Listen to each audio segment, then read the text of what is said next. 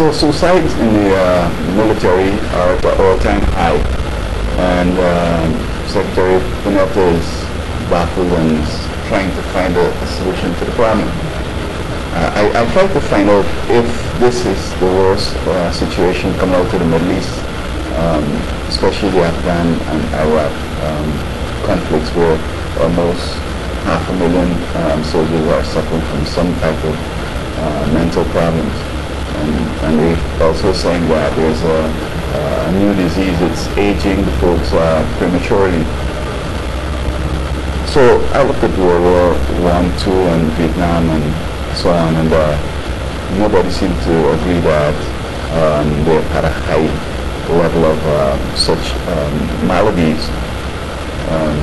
People were trying to say though that in Vietnam many people were claiming things and they were doubting it, etc. But this time is different, and I have some ideas why I think folks are killing themselves more now than before. First of all,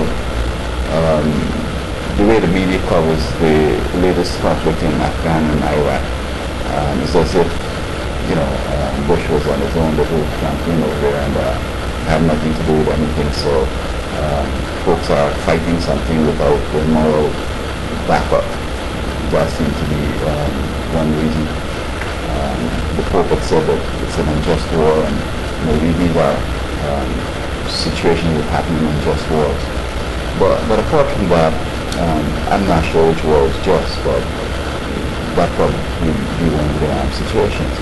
And then you have God protecting the Muslims. He said that they're going to be every man's enemy, and every man will be their enemy, and they will be indomitable.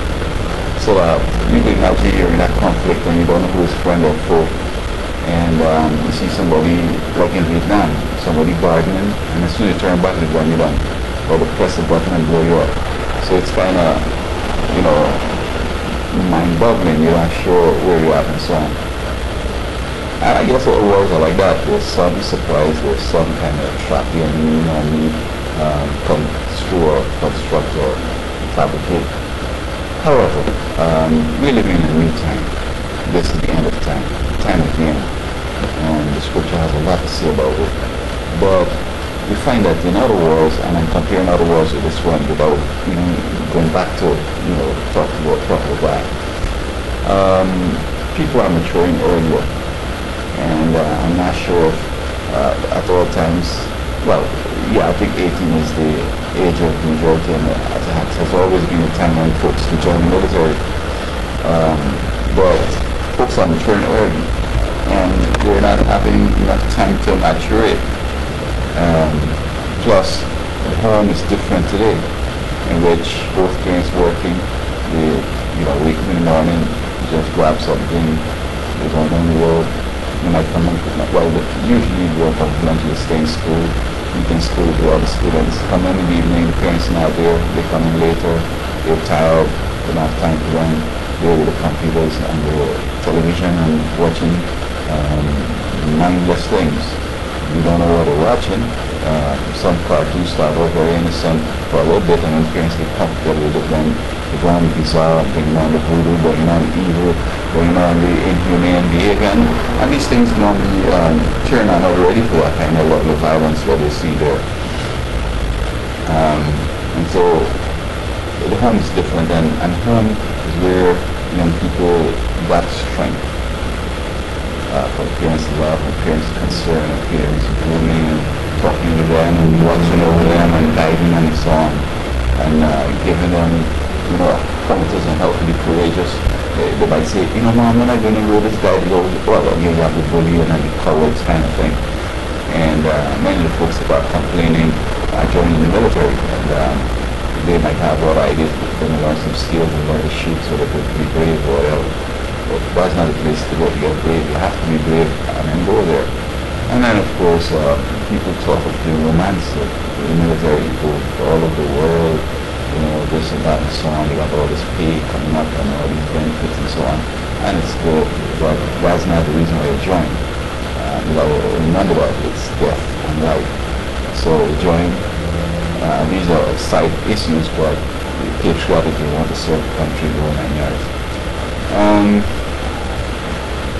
And religion is also important because I think it was Sam David or one of these other scripture writers said, why should I fear when God is there?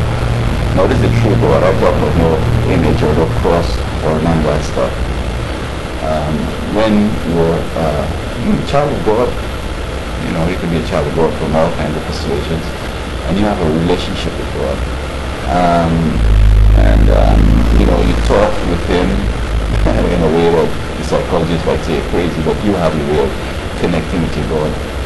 And in circumstances like that, you talk with Him and He encourages you and He's telling you your problems and He gives you ideas and people come in and talk and help you out. He provides these people to guide you through many difficult spots in life. So many of them are atheists, many of them are into voodoo and into Halloween, not an evil, and they don't have that kind of thing. So when you go in a dangerous situation, it's you alone. Now the devil who they're with wants them to die, he wants them to be destroyed. So he doesn't help people, he's not in that kind of business. He's about garnering folks to go to hell with him. That's Satan. And so if you're a Satanist, I saw where some guys were wickers and they joined the military and they jumped into fire to bulletproof themselves and stuff stupidness like that. Then the home, some of them might be married and while overseas. Some folks have never grown up to live without some person, some of the other sex. But early they have to hook up because of maturation earlier, and they haven't had a chance to discover themselves, how to be by themselves for a long time without pouring a home girl or she coming over to rub his head and tell him he's cool and this and that and so forth, he, she, whatever. And so they don't have experience in interacting with other people. Therefore, when they separate in such a situation, they can't form other relationships other than one that might be sexual, but these people are already committed. So, not everybody's willing to go there with everybody. And so he's out there, she's out there, she got somebody, he's trying to get something too, and then the relationship break up while he's over there. He hears, man, I'm done with you, It's like, oops, and so on. And folks using drugs, which helping them to cope, but it comes down to when that wears off, you got to face the situation again. And so I'm not sure what the military could do. They accept people, and it's provided they believe that other aspects of society have prepared them for such a career, but it's not happening. They don't have a good education so that they understand things and so on. And then the enemy is cunning to it, and a roadside thing might knock somebody up in the platoon, and everybody then gets destroyed because somebody else got destroyed. And I find this bad because if I'm in a dangerous situation, I'm in a war, my friend got killed, I can't worry about that. I got to study to protect the other folks who are alive and to survive. Now, the question about suicide is this.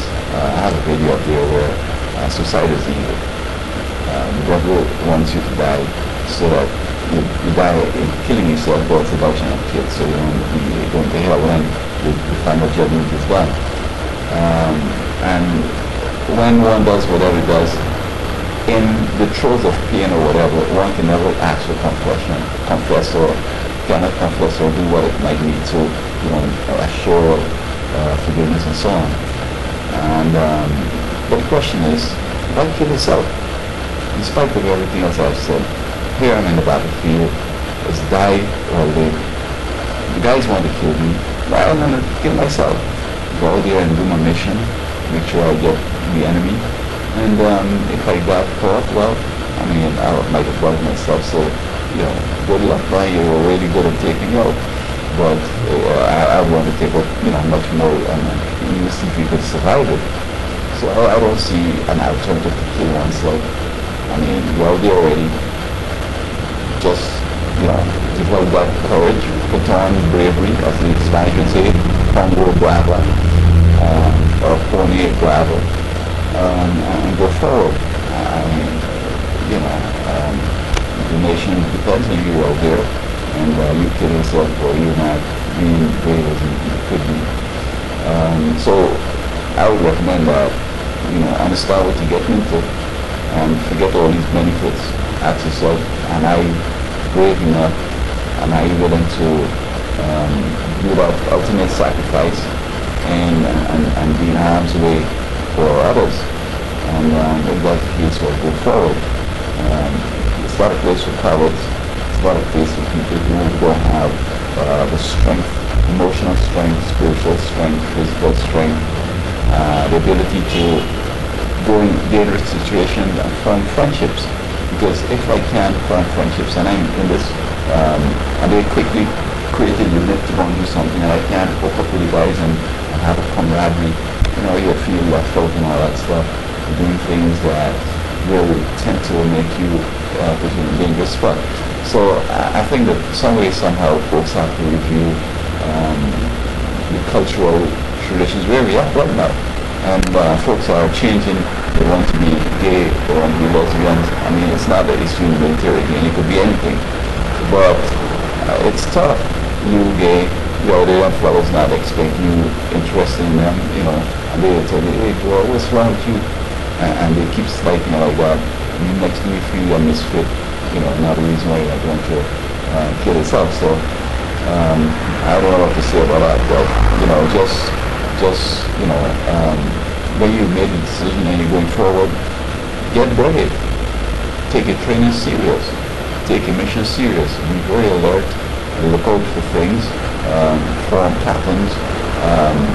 Look for differences. See if you can discover where a hidden mind might be and so on, and develop yourself.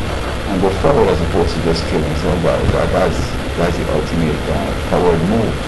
And as I said, they want to kill you. Don't help them. You go out there and do your mission and try to get back home safe.